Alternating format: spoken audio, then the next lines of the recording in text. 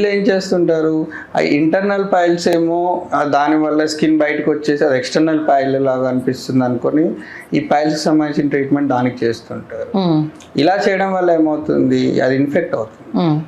కొంతమంది అతి తెలివికి వెళ్ళేసి ఏం చేస్తారు అంటే అంటే అతి తెలివి అంటే ఎవరిది అంటే ఈ ప్రాక్టీస్ నాటు వైద్యాలు చేసేవాళ్ళు, మేము పైల్స్ స్పెషలిస్ట్ అని చెప్పుకునే వాళ్ళు, వీళ్ళు ఏం చేస్తారంటే దాన్ని కట్ చేస్తారు, అది రిమూవ్ చేస్తారు, ఇన్ఫెక్షన్ ఉందా లేదా చూడరు.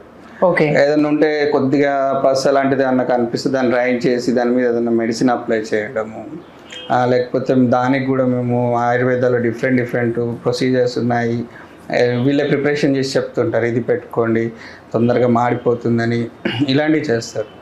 ఇలాంటివి చేయడం వల్ల ఏమంటే అది ఇన్ఫెక్షన్ అయిపోయి అక్కడే యాబ్సెస్ ఫామ్ అయిపోయి కొంతమందికి అది హోల్ పడిపోతుంది. దాని తర్వాత ఏమవుతుందంటే రెక్టమ్ వీక్ అయిపోతుంది. కొంతమందికి టైట్ అయిపోతుంది. ఈ యానల్ స్టెనోసిస్ అంటే ఆ మోషన్ ట్రాక్ దగ్గరికి వెళ్ళిపోవడము, ఆ దగ్గరికి వచ్చేసి ఆ మోషన్ వెళ్ళే టైంలో ఆ ట్రాక్ ఓపెన్ అవ్వక చాలా పెయిన్ వస్తుంది. పెయిన్ చాలా పెరిగిపోతుంది. కొంతమందికి ఏమవుతుంది, ఆ చుట్టుపక్కల ఉండే కండరాలు ఏవైతే ఉంటాయో ఆ కండరాలలో ఒత్తిడి ఎక్కువైపోయి అవి నొప్పిగా ఉంటాయి. మీరు కూర్చోడానికి అంటే నార్మల్గా కూర్చోడానికి కూడా చాలా డిస్కంఫర్ట్ ఫీల్ అవుతారు.